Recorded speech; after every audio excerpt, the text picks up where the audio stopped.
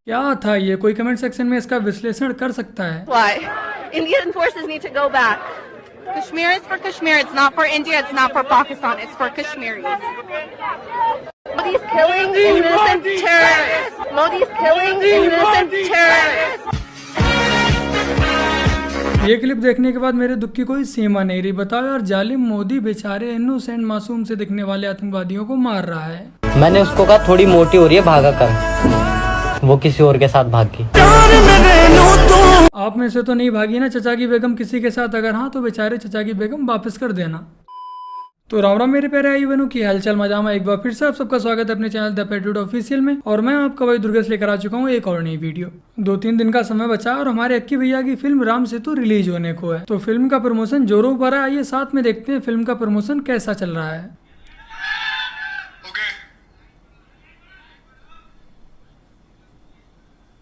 चलो जय श्री राम गाते हैं, चलिए। चलो इतनी तो अगलाई। स्टेज पर जाने से पहले, राम का नाम लेने से पहले जूते तो नीचे ही उतार दिए।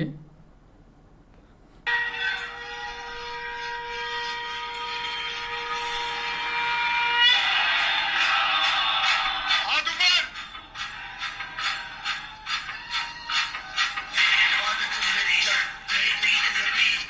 बोले राम सकोपता बेबिन होवे नबी बेईमान हरि निजक जय जी बजबीर बोले राम सकोपता बेबिन होवे नबी बेबिन होवे नबी बेबिन होवे नबी बेबिन होवे नबी हरे राम नबी हरे राम राम राम राम राम राम राम हरे राम राम राम राम राम हरे राम राम राम राम राम हरे राम।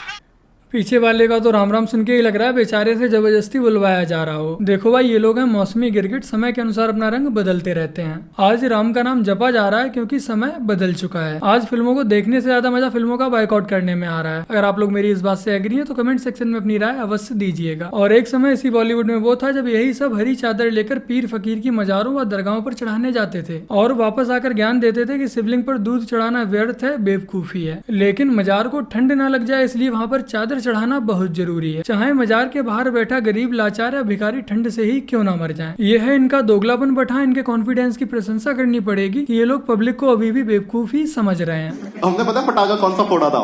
वो नहीं होता हरे रंग का इतने बड़े वाला? हाँ भाई, बहुत जोर से फटता है यार वो, और हरा है, जोर से फटेगा।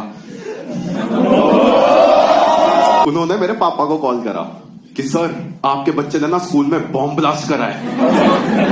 पापा उन्हें समझा रहे, मैम कैसी बातें कर रहे हो? हमारा सरनेम राठी है, राठी हिंदू है।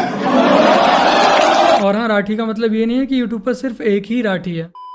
रोबो भारत का पहला ओपिनियन ट्रेडिंग ऐप है जिसमें सिर्फ हाँ या ना में ओपिनियन देकर पैसे कमा सकते हैं। डिस्क्रिप्शन में लिंक है तो डाउनलोड कीजिए और ₹25 का वेलकम बोनस पाइए। रोबो पर कई तरह की कैटेगरीज हैं जैसे finance, crypto, entertainment, news, politics, cricket. इस तरह की कई कैटेगरीज हैं जिसमें आप लोग सिर्फ यस और नो में आंसर देकर पैसे कमा सकते हो। जैसे अभी T20 वर्ल्ड कप शुरू होने वाला है तो मैंने क्रिकेट कैटेगरी सिलेक्ट की और उसमें सवाल है कि क्या इंडिया T20 वर्ल्ड कप 2022 में पाकिस्तान से जीत पाएगी। लास्ट टाइम तो हार गई थी बट इस बार जरूर जीतेगी। तो मैं तो यस पर सिलेक्ट करके ₹5 इन्वेस्ट कर दूंगा। और क्योंकि मैं श्योर हूं तो नीचे दिए गए क्वांटिटी स्लाइडर को इंक्रीज करके अपना ओपिनियन सबमिट कर दूंगा क्योंकि जितना ज्यादा इन्वेस्टमेंट उतना ही ज्यादा रिटर्न। और जीते हुए पैसे आप लोग आसानी से फोन पे, पेटीएम, जीपे या यूपीआई की मदद से विड्रॉल कर सकते हैं। रोबो पर 7 मिलियन से भी ज्यादा लोगों ने अपना ओपिनियन देकर हजारों और लाखों रुपए कमाए हैं। तुरंत जाओ, डाउनलोड करो प्रोबो ऐप को और ₹25 का वेलकम बोनस पाओ। डाउनलोड करो, प्रोबो करो।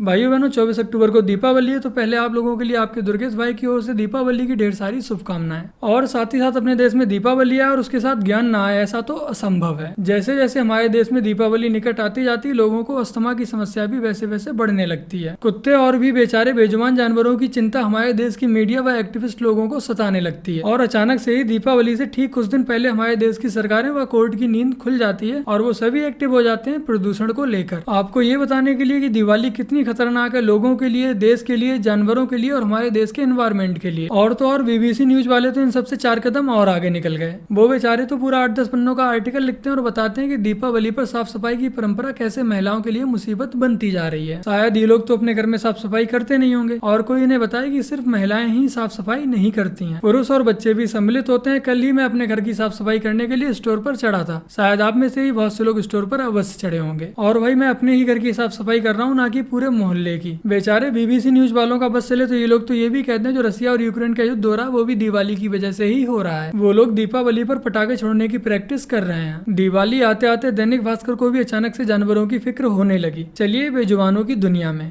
इंसानी तो यार पेट्स के लिए स्ट्रेस की वजह, जानिए दिवाली और जानवरों की परेशानी का कनेक्शन। जब मैं ये सब आर्टिकल्स पढ़ता हूँ तो मैं भी यही सोचता हूँ कि भला मैं अपने चैनल पर गालियाँ क्यों नहीं देता।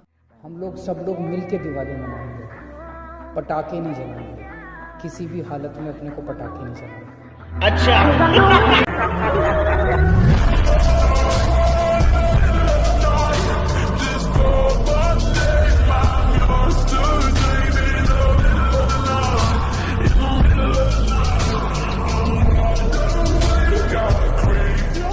पटाखे भी अजीब हैं यार। नए साल पर जब 199 देश छोड़ते हैं तब वो खुशियाँ लाते हैं और सिर्फ दिवाली पर एक दिन जब भारत में पटाखे छोड़ते हैं तब वो प्रदूषण फैलाते हैं। Does anybody know why do you burst crackers for Diwali? What is the connection? Is it just a merry-making activity?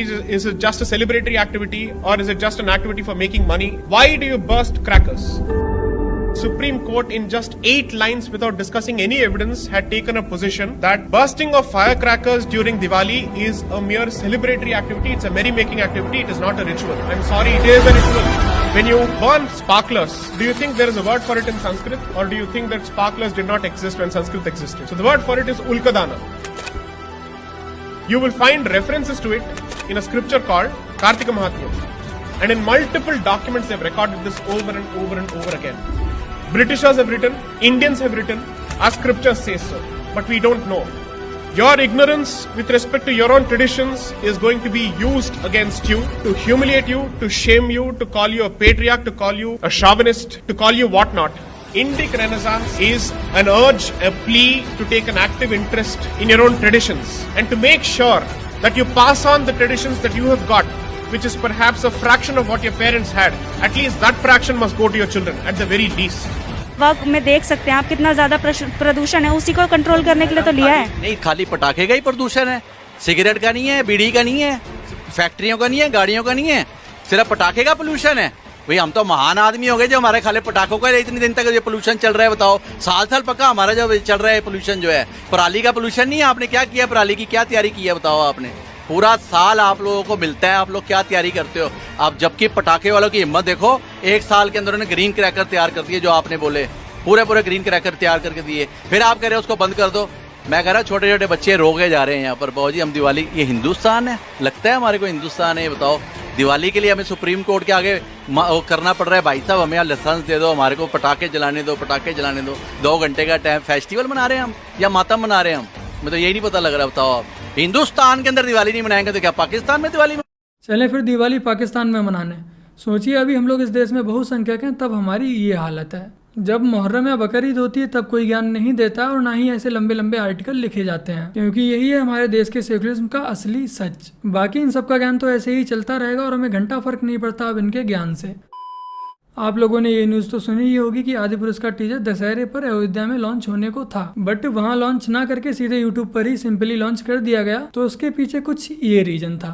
इनको इतना यकीन था तो फिर टीजर भी उसी लेवल पे रिलीज किया जाना था। तो इन्होंने प्लान किया कि भाई इस टीजर को अयोध्या में जाकर रिलीज करेंगे और योगी जी से रिलीज कराएंगे। और पहले ही दिन जब योगी जी इस टीजर को रिलीज करेंगे तो हमारी तो पूरे हिंदुस्तान में वाह हो जाएगी। तो भूषण कुमार साहब ने सारा इंतजाम अयोध्या में किया, पूरे मीडिया को अयोध्या लेकर गए और खूब पैसे खर्च किए और योगी जी को इनवाइट किया गया इस टीजर को रिलीज करने के लिए। योगी जी ने कहा कि भाई वहां जाने से पहले मुझे टीजर दिखाओ तो सही है क्या। जब उन्होंने अपने ऑफिस में इस टीजर को देखा तो उनके तो होश उड़ गए। उन्होंने कहा कि भाई साहब ये क्या कर दिया आपने, ये तो आप रामायण का इस्लामीकरण कर रहे हो, मतलब आप हमारी बेइज्जती कर रहे हो। भाई साहब मैं तो इस टीजर को रिलीज बिल्कुल नहीं करूंगा। जब योगी जी ने उस टीजर को देखकर इन लोगों से ये कहा तब जाकर इनकी समझ आया कि इन्होंने क्या गलती कर दी, इन्होंने कितना बड़ा ब्लंडर कर दिया।